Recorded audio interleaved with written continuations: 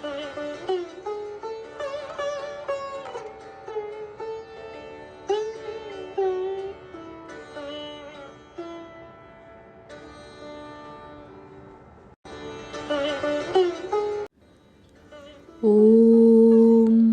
यथाग्नेर्दाहिका शक्ति रामकृष्णे स्थिता हिया सर्वविद्यास्वरूपां तां शारदां প্রণমাম্যহম।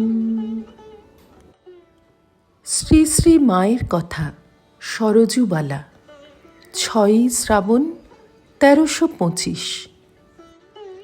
আবার লোকের দুঃখ কষ্ট ও অশান্তির কথা ওঠায় মা বলতে লাগলেন, দেখো, লোকে আমার কাছে আসে, বলে জীবনে বড় অশান্তি, ইষ্টদর্শন পেলুম না। কিসের শান্তি হবে মা? কত কি বলে। আমি তখন তাদের দিকে চাই আর আমার দিকে চাই, ভাবি এরা এমন সব কথা কেন বলে? আমার কি তাহলে সবই অলৌকিক? আমি অশান্তি বলে তো কখনো কিছু দেখলুম না। আর ইষ্টদর্শন, সে তো হাতের মুঠোর ভিতর, একবার বসলেই দেখতে পাই। মার ডাকাত বাবার কথাটি বইয়ে পড়েছিলুম।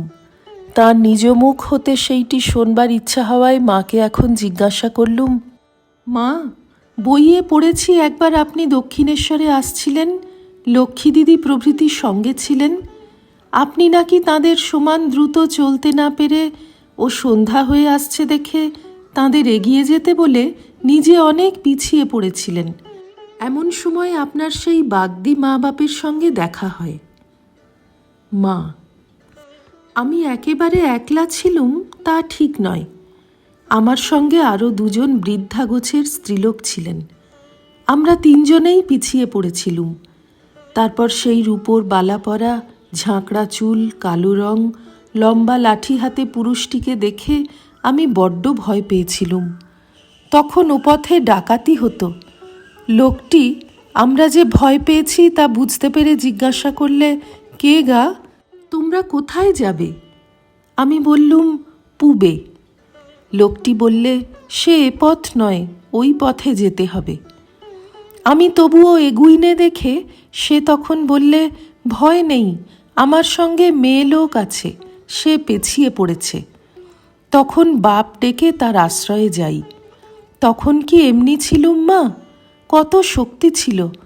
3 দিনের পথ হেঁটে এসেছি, বৃন্দাবন পরিক্রমা করেছি, কোনো কষ্ট হয়নি। তারপর মা বললেন, দক্ষিণেশ্বরে নবদ দেখেছ? সেইখানে থাকতুম। প্রথম প্রথম ঘরে ঢুকতে মাথা ঠুকে ঠুকে যেত। একদিন কেটেই গেল, শেষে অভ্যাস হয়ে গিয়েছিল। দরজার সামনে গেলেই মাথা নুয়ে আসত।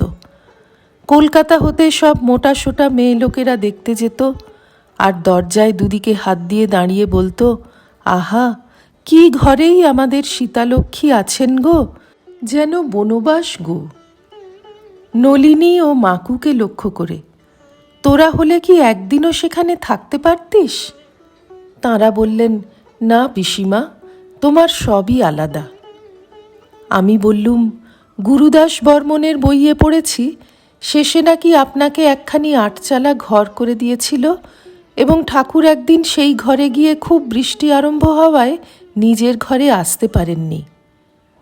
মা, কই মা, কোথায় 8 চালা? অমনি চালা ঘর। শরতের বইয়ে সব ঠিক ঠিক লিখেছে। মাস্টারের বইও বেশ, যেন ঠাকুরের কথাগুলি বসিয়ে দিয়েছে। কি মিষ্টি কথা! শুনেছি ওই রকম বই আরও 4-5 খণ্ড হতে পারে এমন আছে।